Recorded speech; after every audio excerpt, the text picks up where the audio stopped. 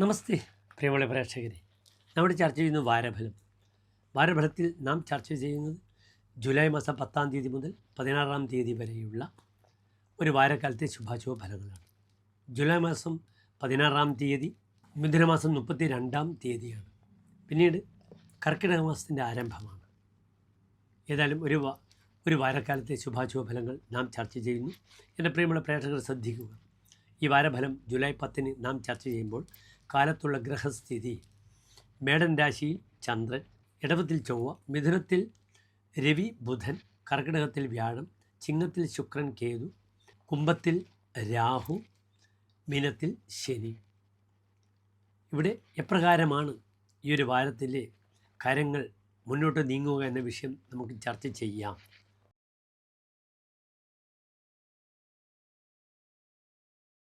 പുണർന്ന നക്ഷത്രത്തിൻ്റെ അവസാനത്തെ 15 നാഴിക പൂയം, ആയില്യം നക്ഷത്രങ്ങൾ വരുന്ന 2 നക്ഷത്ര സമൂഹം. ഇവിടെ കർക്കിടക രാശിക്കാർക്ക് രാശിയിൽ നിൽക്കുന്ന ഗ്രഹം ഗുരുവാണ്. ഉച്ചസ്ഥനായി വ്യാഴം നിൽക്കുന്നത് 2-ൽ ശുക്രനാണ്. അപ്രകാരം രണ്ടാം ഭാവത്തിൽ ശുക്രനോട് കേതുവുമുണ്ട്. അഷ്ടമത്തിൽ രാഹു, 9-ാം ഭാവത്തിൽ ശനി, 10-ാം ഭാവത്തിൽ മേടത്തിൽ ചന്ദ്രൻ, 11-ാം ഭാവത്തിൽ ചൊവ്വ, 12-ാം ഭാവത്തിൽ സൂര്യനും ബുധനും. ഇവിടെ കർക്കിടക രാശിക്കാർ ശ്രദ്ധിക്കുന്ന ഒരു പ്രധാനപ്പെട്ട വിഷയം എന്താണ്? സഹോദര ഗുണം കുറയുക, ചില സഹായികളെ കൊണ്ട് ബുദ്ധിമുട്ടുണ്ടാവുക, ചിലർ തന്നെ വിലപ്പെട്ട രേഖകളെ കൊണ്ട് തന്നെ ബുദ്ധിമുട്ടിപ്പിക്കുക. വളരെയധികം ശ്രദ്ധിച്ചു കൊള്ളണം. ആ രേഖകൾ എവിടെ സമർപ്പിക്കുക, തനിക്കെതിരെ പോസ്റ്റ് നടത്തുക, തനിക്കെതിരെ വളരെ മോശപ്പെട്ട രീതിയിൽ അതിനെ ഉപയോഗിച്ചുകൊണ്ട് ദോഷകരങ്ങളായ അവസ്ഥകളെ ഉണ്ടാക്കാനുള്ള സാധ്യത വളരെ കൂടുതലാണ്.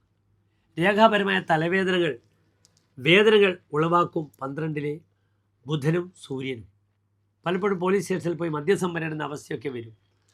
അതുമാത്രമല്ല, ധനപരമായ വിഷയത്തിൽ താൻ കൊടുക്കുന്ന കാശൊക്കെ ചതിക്കുക, എന്നിട്ട് അതിൻ്റെ പേരിൽ മധ്യസ്ഥത പറയുക, പിന്നെ രേഖ കാണിക്കാൻ പറ്റാത്തൊരവസ്ഥ തനിക്ക് വരിക. അതിനാൽ കൊടുക്കുന്ന കാശായാലും തൻ്റെ കൈവശമുള്ള രേഖയായാലും അത് ശ്രദ്ധിച്ചില്ലെങ്കിൽ കൈമോശം വരുന്നൊരു സമയമാണ്. അനാവശ്യമായ വാക്കുകൾ ഉപയോഗിച്ചുകൊണ്ട് ആരെയും ഹട്ട് ചെയ്യേണ്ട. പെട്ടെന്ന് വാക്കിലൂടെ തനിക്ക് ദോഷം വരും, വാഗ്ദോഷം വരും. കാരണം ഇവിടെ 12-ൽ സൂര്യൻ നിൽക്കുന്നുണ്ട്. ബുധൻ പാരുഷ്യശ്രമബന്ധ മാനസരുജാഹ, മനസ്സിന് അസ്വസ്ഥത സംഭവിക്കും, പരുഷത വരുന്നത് കൊണ്ട്. അതിനാൽ വാക്പാരുഷ്യം ശ്രദ്ധിക്കണം. പൈതൃകമായ എല്ലാ അസറ്റും അധികാരങ്ങളും കർക്കിടക വ്യാഴം പ്രദാനം ചെയ്യും. 9-ാം ഭാവാധിപൻ ലഗ്നത്തിൽ നിൽക്കുന്നു. അച്ഛൻ്റെ സ്വത്തോ, അച്ഛൻ്റെ കീർത്തിയോ, പ്രശസ്തിയോ, അച്ഛൻ്റെ പിതാവിൻ്റെ ജോലി, പെട്ടെന്ന് ഹാർഡ്നെസ്സിൽ അച്ഛൻ്റെ ജോലി മക്കൾക്ക് കിട്ടേണ്ടുന്ന സമയമാണ്. 2-ാം ഭാവത്തിൽ നിൽക്കുന്ന ശുക്രൻ പലപ്പോഴും വാക്കുകളെ കൊണ്ട് നല്ല ലാഭമുണ്ടാക്കും.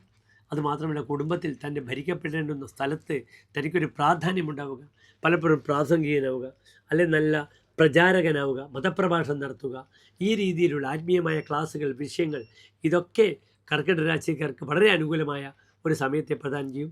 ഇവിടെ യൂറിനറി ഇൻഫെക്ഷൻ സ്ത്രീകൾ ശ്രദ്ധിക്കണം. ശുക്രൻ കേതുവോടുകൂടെ നിൽക്കുമ്പോൾ വളരെ പെട്ടെന്ന് അറിയാതെ തന്നെ സ്ത്രീകൾക്ക് ഫൈബ്രോയിഡിൻ്റെ ബുദ്ധിമുട്ടുകൾ, ഗർഭാശയത്തിൽ മുഴ, കുരുക്കൾ വരിക, യൂറിനറി ഇൻഫെക്ഷൻ വരിക. അപ്രകാരം പുരുഷന്മാർക്ക് ഡയാലിസിസ് പേഷ്യൻസിന് ഡയാലിസിസ് ചെയ്യേണ്ട സമയം വരിക, പെട്ടെന്ന് തന്നെ ഡയാലിസിസുമായി ബന്ധപ്പെടുന്ന ഓർഗൻസിന് ഇൻഫെക്ഷൻ വരിക, ഇങ്ങനെയുള്ള ധാരാളം ബുദ്ധിമുട്ടുകൾ വരും. അതിനാൽ ആ വിഷയങ്ങളൊക്കെ വളരെ ജാഗ്രത പാലിക്കണം. പിന്നീട് അഷ്ടമത്തിൽ രാഹു ആയതുകൊണ്ടാണ് പലപ്പോഴും സ്ത്രീ സംബന്ധമായ അപഖ്യാതികൾ വരിക. സ്വന്തം തറവാട്ടിൽ, കുടുംബത്തിൽ തനിക്ക് മറ്റുള്ളവർ, സ്വന്തം ബന്ധുമിത്രാദികളുടെ കുറ്റപ്പെടുത്തലുകളും ദുഷിക്കലുകളും കേൾക്കേണ്ടി വരുമെന്നറിയണം. ഇവിടെ 10-ൽ ചന്ദ്രനാണ്. പുതിയ ബന്ധുക്കളുമായി നല്ല സമ്മേളനങ്ങൾ ഉണ്ടാകും. പലപ്പോഴും പഴയ ക്ലാസ്മേറ്റ്സ്, സ്കൂൾ ക്ലാസ്മേറ്റ്സൊക്കെ ഒന്നിച്ച് നിന്നുകൊണ്ട് അവിടുത്തെ ലീഡർഷിപ്പ്, നേതൃത്വം, ഇതൊക്കെ 2-ാം ഭാവത്തിൽ നിൽക്കുന്ന ശുക്രനും 10-ലെ ചന്ദ്രനും പ്രദാനം ചെയ്യുകയാണ് കർക്കിടക രാശിക്കാർക്ക്. കാരണം കർക്കിടക രാശി അധിപനായ ഗ്രഹമാണ് 10-ൽ നിൽക്കുന്നത്.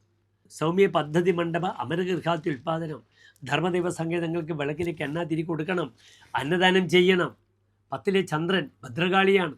മേടത്തിലെ ചന്ദ്രനെ കൊണ്ട് ചാമുണ്ഡി ഭദ്രകാളിയ ചേത് രുക്മസമാസ്ഥിത എന്ന് പറഞ്ഞിരിക്കുന്നു. പ്രത്യേകിച്ച് മേടവൃശ്ചികത്തിലെ ചന്ദ്രൻ ചാമുണ്ഡി ഭദ്രകാളി മുതലായ ദേവതാ വിഷയങ്ങൾ ശ്രദ്ധിക്കുന്നു. ഇവിടെ 12-ാം ഭാവത്തിൽ സൂര്യൻ ബുധനുമാണ് ചെറിയൊരു വില്ലന്മാരായി വരുന്നത്. അതിനാൽ താൻ ഉപയോഗിക്കുന്ന എല്ലാ ഡോക്യുമെൻറ്റ്സും, എഴുത്തുകുത്തുകളും സുതാര്യമായില്ലെങ്കിൽ അതിനെക്കൊണ്ട് തനിക്ക് വലിയ ബുദ്ധിമുട്ടുകൾ ഉണ്ടാകുമെന്ന് പ്രത്യേകിച്ച് പറയുന്നു. ഇവിടെ നിർബന്ധമായും ശിവക്ഷേത്രത്തിൽ കൂളമാല ജലധാര, അല്ലെങ്കിൽ നരസിംഹസ്വാമി ക്ഷേത്രത്തിൽ പാനകം തുളസിമാല ഭാഗ്യസൂക്താർച്ചന വഴിപാടായി സമർപ്പിക്കുക. നന്ദി, നമസ്തേ.